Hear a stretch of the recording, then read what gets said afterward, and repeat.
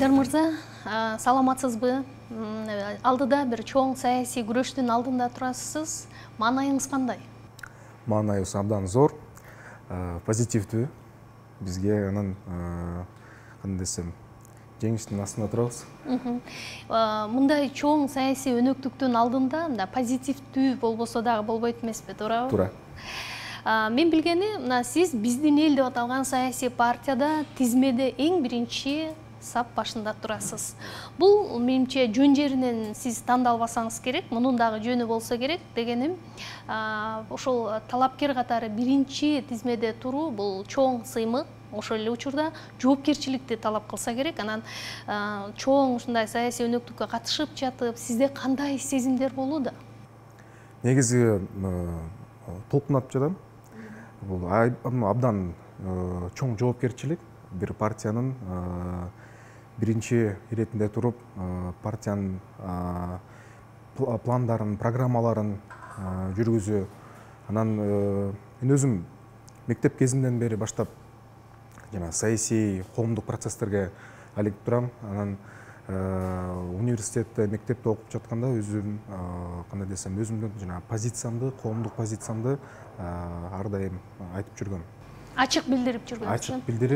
Ачык билдирип, анан өзүм деле катышып, тажрыйбам бар да ошол сферада.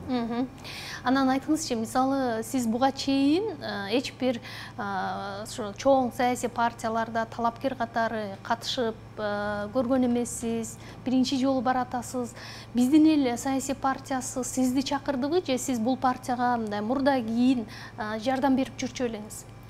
Негизи мурдагы шайлоодо, биринчи шайлоо өткөндө, ошол убакта Биздин эл партиясын көргөндө, составын көргөндө мен өзүм баа бергем. Негизинде жаш, амбициялдуу, жаратман жаштардан турган тизме болчу. Анан өзүм колдоп жүргөм, бирок тилекке каршы өзүм катышкан жокмун.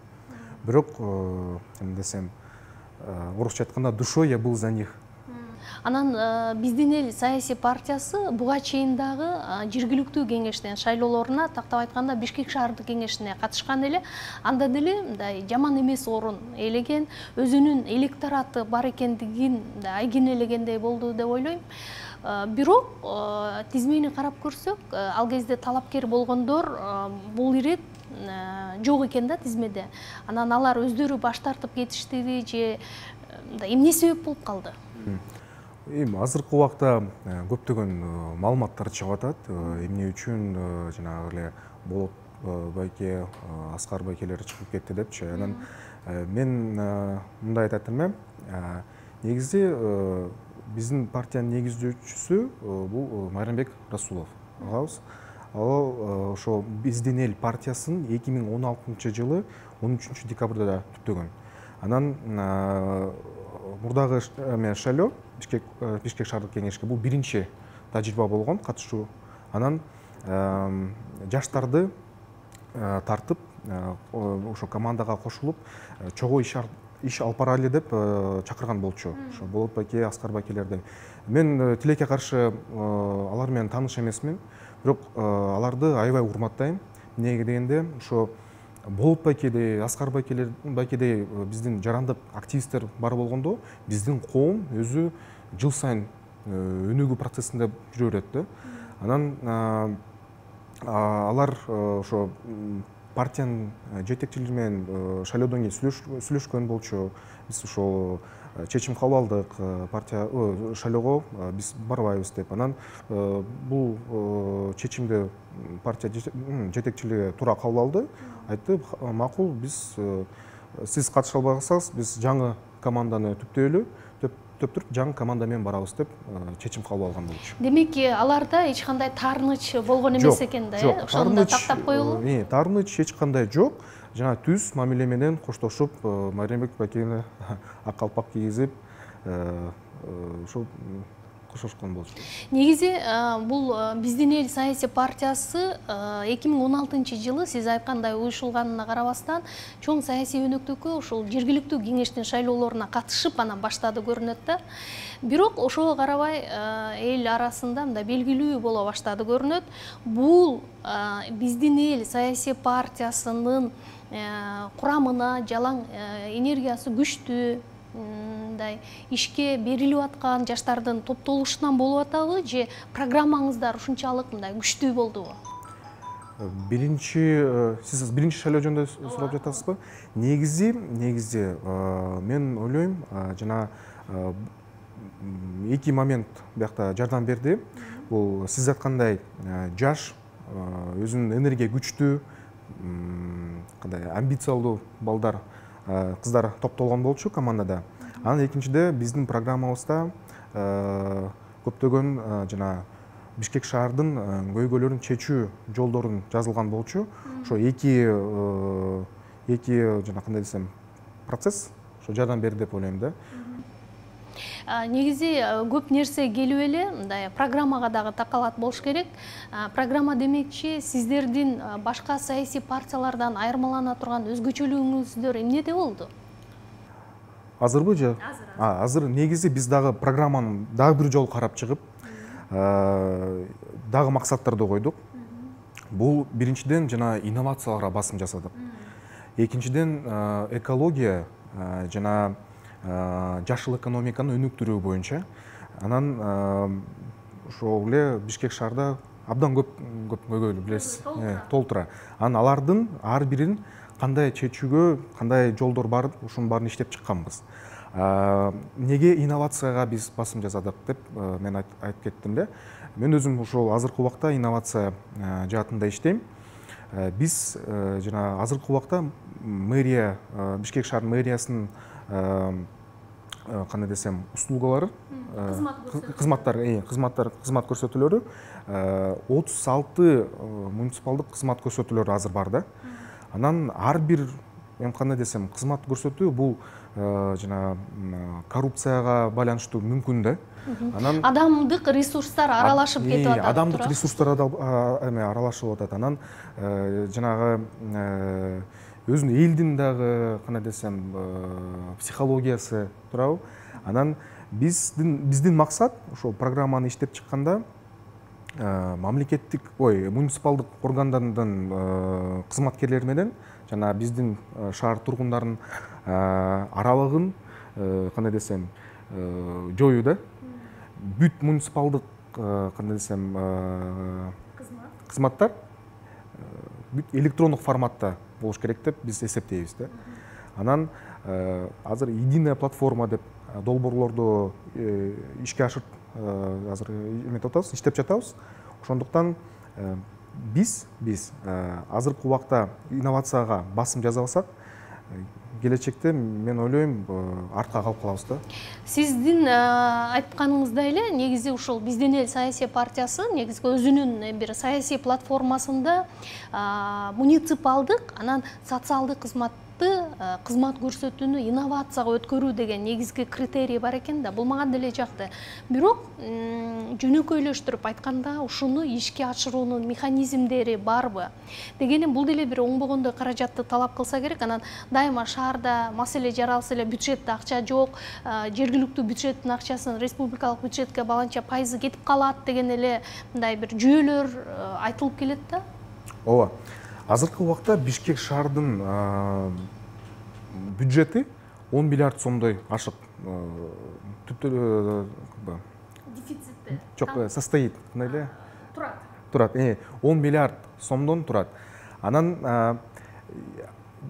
көбүнчөсү бир 50% жана маданиятка, билим берүү системасына, ар кандай тармактарга берилет да. Негизи Бишкек шаар бул биздин борбор калабыз. Бул деген административдик, саясий, маданият борбор негизичи Кыргызстанга. Анан биз ошо инновацияларды Бишкекке алып келбесек, бул мен ойлойм туура эмес. Азыр биз уже артка баратабыз. Азыркы убакта ошол эле Алматы шаарын карап көрүңүз, Ташкент шаарын карап көрүңүз. Бүт азыр электрондук форматта болуп атат. мен Россия же Европа жөнүндө айтпай эле коеюн. Азыр баштабасак, анан кеч болуп калат деп мен ойлойм. Азыр уже кечигип баратабыз. Жалпак тил менен айтсак, бүт жана кызмат берүү системасы муниципалдык электрондук форматка өтүш керек. Бул азыр кандай десем, уже биринчи талап.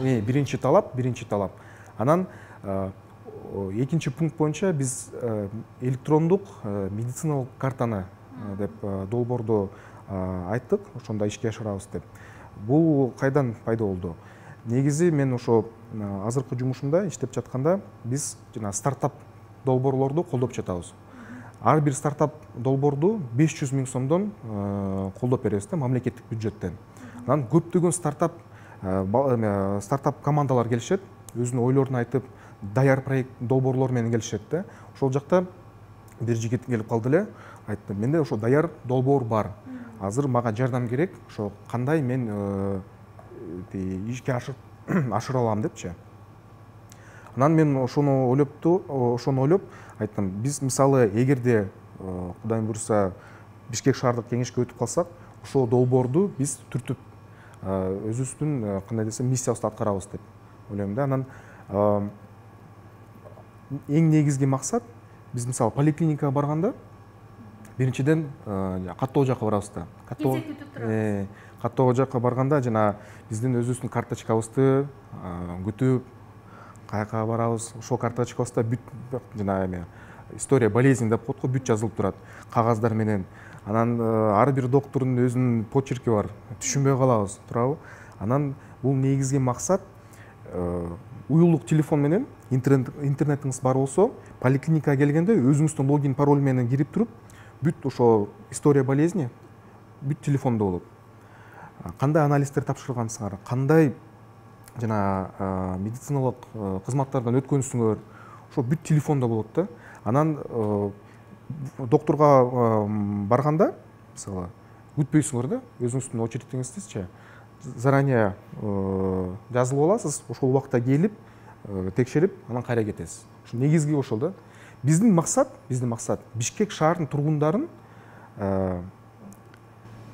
жашоосун ыңгайлуу кылыш керек деп ойлойм. Негизи бул деле жакшы пландар экен, бирок ушуну ишке ашыруу мүмкүнчүлүгү толук бар экен да, Мүмкүнчүлүк толук бар, балдар бар, долбоорлор даяр.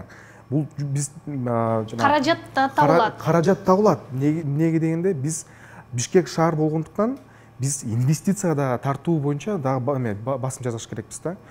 Бишкек шаар бул бизге эң Кыргызстанда чоң шаар. Бирок эми жана эл аралык стандарттар боюнча, конечно, кичинекей, бирок биз борбор калабыз. Бул деген жана экономикалык, административдик, саясий чыныгы борбор болуш керек, сөздүн түз маанисин алганда. Дагы бир маселеде, мисалы сиз айтып атасыз, жашыл шаар болуш керек, жашыл экономикага өтүш керек деп, бул аябай жакшы нерсе. Бирок мына шаардагы көйгөйлөр ошол эле айталык, экология маселеси, таштанды маселеси, кийинчерээк кошулду мына коомдук транспорт. Коомдук транспорт деле бир жашыл экономиканын бир мындай көрсөткүчү болуп калып атпайбы, туурабы? Ушул жагына келгенде, ушул 3 чоң көйгөй биздин эл саясий партиясы аркылуу кантип чечилет? Биз программаны түзгөндө эң негизги максатыбыз бул ошо программаны кандай биз долбоорлорду алып келбесек, бул эң негизги критерий ишке ашырылыш керек деген болчу да. Анан мен ошо жана инновациялар боюнча айтып кетпедимби? Бул долбоорлор даяр, анан биз ошо күтүп жатабыз да. Эгерде өтпөй деле калсак, биз ошону түртөбүз. Биздин партия ар бир кандай десем, Бишкек болбосо деле ар бир региондордо биз ошону түртүп продвигать да. Анан сиз жана жашыл токтоп калбайт экенсиңер да. Токтоп калбайт. Негизи прогресс ал жүрө берет да. Туура. Анан жашыл экономика боюнча сиз айтып кеттиңиз. Бизде биздин тизмебизде Гали Гареев деген кандидатыбыз бар, талапкерибиз. Ал жанагы академик Гареевдин небереси. Ботаникалык бактын негиздөөчүсү. Академик Гареев ал жана ботаникалык садтын негиздөөчүлөрүнүн бири да. Анан өзү дагы азыркы убакта жашыл экономика менен, таштандуу маселеси менен иш алып барып жатат. Анан биздин максат ошо таштанды боюнча, анан жашыл экономика боюнча да бир проектти да даярдап келгенбиз. Бул проект Smart House деп, же кыргызча айтканда акылдуу үй деп аталат. Негизги максаты кандай? Ар бир жана бир орточо статистикалык алсак, жана 9 этаж үй бир айда бир жок дегенде 120 килограмм жана пластикалык бутылкалардан, бөтөлкөлөрдөн таштандылар чыгат да.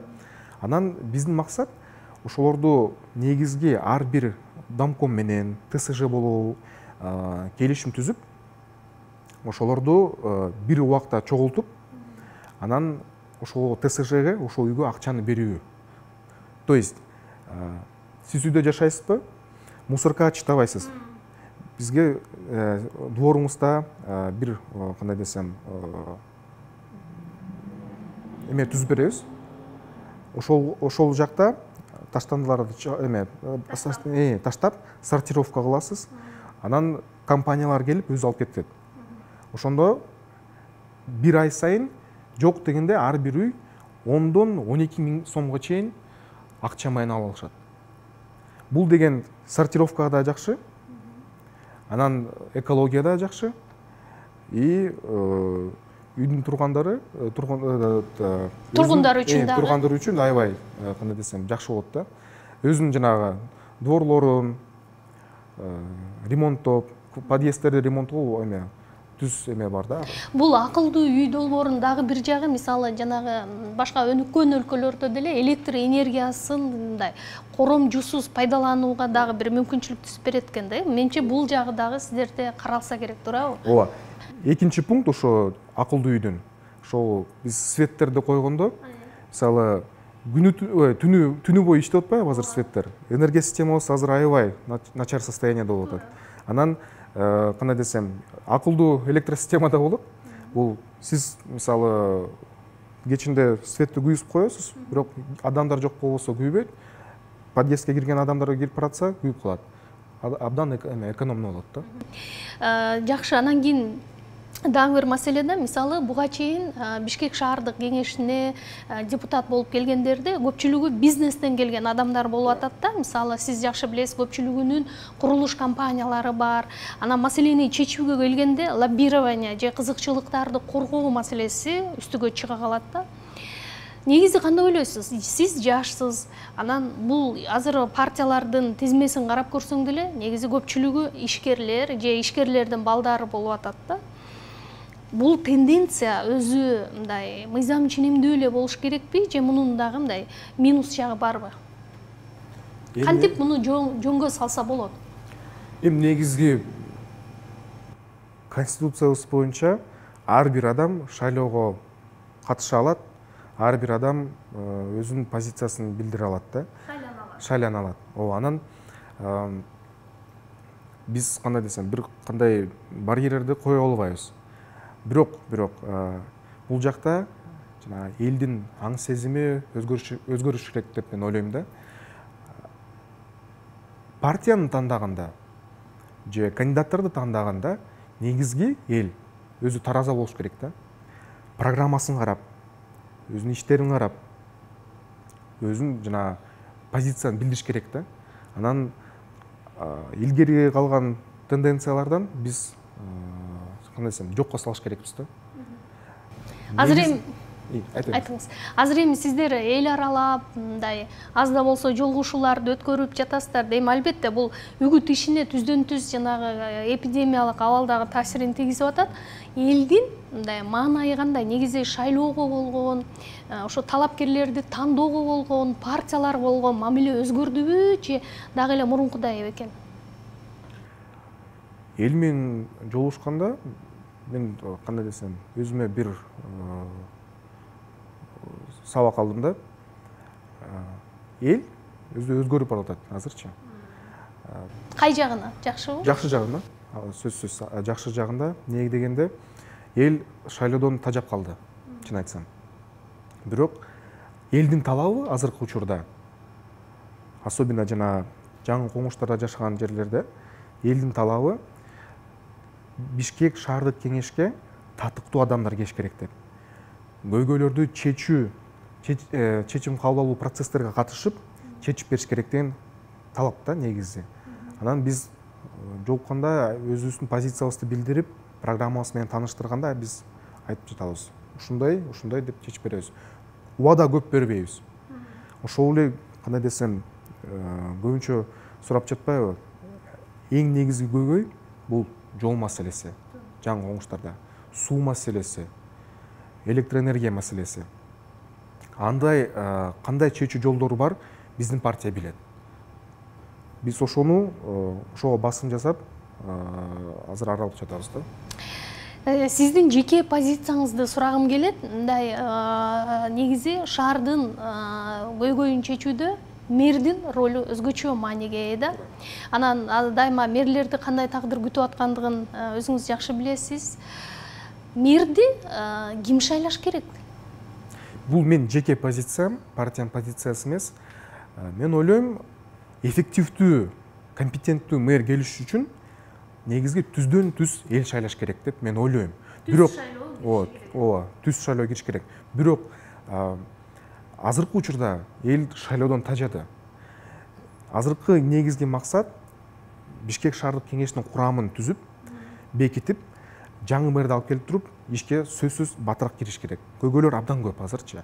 Анан түз шайлоо боюнча мен ойлойм, Кудайым буйрса Бишкек шаардык кеңешке келип калсак, ошол маселени да көтөрөбүз. Сөзсүз бул эл чечиш керек. Эл менен кеңешип, эл чечиш керек деп мен ойлойм. Бирок мен позициям мэрди кандай десем, түз шайлоо менен шайлаш керек деп. Жергиликтүү өзүн өзү башкаруу системасы тууралуу сурагым келет. Дегеним, сиз бул жаатта дагы мындай тажрыйба топтоп, атайын окутууларга катышып келе жатасыз да. Бул системада аябагандай чоң көйгөйлөр бар да. Кантип реформа жасаш керек? Бир-эки жолун же рецептин билесизби? Рецепттер, мен ойлойм, бул жөнөкөй. Негизи жергиликтүү кандай десем, муниципалитет же айыл өкмөт, айырмасы жок, шаарбы же айыл өкмөт болобу, негизги өнүктүрүү жолу бул деген жана элдин өкүлдөрү, депутаттар таза болуш керек. Кандай десем, Кыргызстанга, өзүнүн жерине күйгөн адамдар отуруш керек. Анан системаны өзгөртүү деп көптөн бери айтып жүрөт. Азыркы дагы учурда бийлик жагынан кандай десем, реформалар жүргүзүп жатат ошол багытта. Биз ошону колдош керекпиз. Негизги менин оюмча, кандай десем, көйгөй кандай азыркы убакта? Бул коррупция. Бул деген эл менен байланышы жок. Үчүнчүдөн бюджет аз. Төртүнчүдөн өзүнүн демилгелери ишке ашырылбай жатат. Ошондуктан бюджет топтоо системасын биз негизи мен ойлойм өзгөрүш керекпиз. Анан кандай десем, ар бир жергиликтүү кеңеш, муниципалитет болобу, инвестиция тартуу, өзүнүн пландарын, өзүнүн программаларын түзүп иштеш керек деп ойлойм. Айтыңызчы, негизи сиздин оюңуз боюнча жеке ошо жергиликтүү өзүн өзү башкаруу системасы жөнүндө сөз болгондо, шаардык бюджет аз деп белгилеп атпайбызбы? Ошо шаардык мэриянын, Бишкек шаары жөнүндө сөз болгондо, аппаратын оптимизациялоо зарылчылыгы барбы, жокпу? Оптимизацияга зарыл азыркы убакта. Мен сизге статистиканы айтып берейин. 2030-35 жылдарга дүйнө жүзүндө көбүнчө профессиялар жоголуп кетет. Ошол эле Робот ташат. Таксилер жоголуп кетет. Ошол эле жана кассирлер жоголуп кетет. Бухгалтерлер жоголот. Анан бул негизи себеби эмнеден? Программалар түзүлүп чыгат, роботтор иштеп баштайт. Анан муниципалдык же мамлекеттик системада ошо көбүнчө кызматкерлер да, профессиялар да жок болуп калат да. Биз айтып атпайбызбы, инновация басым жасап атабыз деп. Инновация жаатында биз долбоорлорду эгерде ишке ашырсак азыр, сөзсүз оптимизация өзү менен болот да. Неге дегенде жана кабыл алуучу адамдар жок болот, акчалардычы. Анан биз деген акчаларды же төлөмдөрдү сөзсүз онлайн өткөрөбүз. Анан негизи биз оптимизация деп өзүн дублирующий кандай десем органдар, кайталанган органдар жоюлат. Кайталанган органдар жоюлат. Ошондуктан сөзсүз оптимизация болуш керек. Бюджетти биз көбөйтүш керекпиз. Анан туура пайдаланыш керекпиз. Сиз жогорку окуу жайын аяктагандан кийин эле мындай азыраак убакыт болсо дагы ушул аткаруу бийлигинде тажрыйба топтоп, аз-аздан иштеп келе жатасыз да, мындай төмөнкү типкичтен өйдө келе жаткан экенсиз. Келечекте ушул шаардык кеңешке депутат болуп келип калсаңыздар, албетте басымдуу көпчүлүк болуп калсаңыздар, сизди мэр катары мындай сунуштаса, мэр болгуңуз келеби? Негизи баягы мындай генерал болууну эңсебеген солдат эмес да. Туура. Биздин партия негизи амбициябыз аябай күчтүү. Анан биз сөзсүз азыр биринчи орунга иштеп атабыз. Сөзсүз. Неге дегенде анализдерибиз бар, аналитикасы жүргүзүп жатабыз. Мен ойлойм, буюрса ошо Бишкек шаардык тургундарынан биз көпчүлүк алабыз. Анан мэр боюнча суроо туруп калса, биз сөзсүз партия менен кеңешип, талапкерибиз менен кеңешип, сөзсүз кандидатыбызды чыгарабыз деп ойлойбуз. Айтыңызчы, мисалы өзүңүз биринчи жолу ушундай саясий өнөктүккө катышып атасыз да. Саясатка негизи мурда кийин кызыкчу белеңиз? Ооба, негизи мен кандай десем, мектеп убагында окуп жатканда президенттик кеңеш бар эмеспи, мектептик. Ошол жака катышып. Президент болгон жок белеңиз? Президент болдум. Президент болуп, шайлоого катышып, кадимкидей дебаттар болуп, программабызды айтып берип, биздин жана 5-класстан баштап 11-класска чейин окуучуларыбыз шайлоого катышып, бюллетендерди даярдап, лидер экенсиз ошол кезде эле да. Ошол кезде эле лидер болуп жүргөм. Анан мектепти аяктагандан кийин, жок, анан 10-классында Октябрь район мектептердин президенти да болгом. Бизде жана ошо платформа түзүп берип, биздин районду ошо алдыга жүргүзүү деп максат койгон. Ошо биз өзүбүздүн жана Октябрь район мектептерин мектеп самоуправлениясын ачканбыз. Ошол жакта да президент болуп шайланып калгам. Анан өзүм мектеп окууну бүткөндөн кийин Кыргыз Республикасынын президент алдындагы мамлекеттик башкаруу академияга тапшырып, өтүп, ошол жакта окугам. Ал жакта студенттик кеңештин да президенти болуп шайлангам. Ал жакта да иштеп, өзүмдүн күч аракеттеримди көрсөтүп, долбоорлорду түртүп, акцияларга катышып, көптөгөн стипендияларды утуп келген болчумун. Ломоносов атындагы стипендианты болдум, Конрад Аденауэр, немис саясий атындагы стипендиант болдум. Анан аябай көп чет өлкөлөргө чыгып келип барып келгем. Эң сонун эми биздин ошол маектин соңунда эмне үчүн эл же шаардыктар биздин элге добуш бериши керек деп эсептейсиз? Мен ойлойм, негизги биздин эл партиясы азыркы убакта Бишкек шаардыктардын, Бишкек шаарынын тургундарынын критерийлерине жооп берет деп ойлойм да. Ошондуктан биздин эл партиясы азыркы убакта жаш, амбициялдуу, жаратман жаштардан турат. Жөндөгөн жаштар эмес, ошо биздин жана демилгелүү жаштардан турат да. Ошондуктан ар бир биздин программабызда ар бир пункт биз ишке ашырып беребиз деп убада берип чыгып атабыз. Чоң рахмат анда, чоң саясий өнөктүктө ийгилик жылмайсың. Сизге чоң рахмат.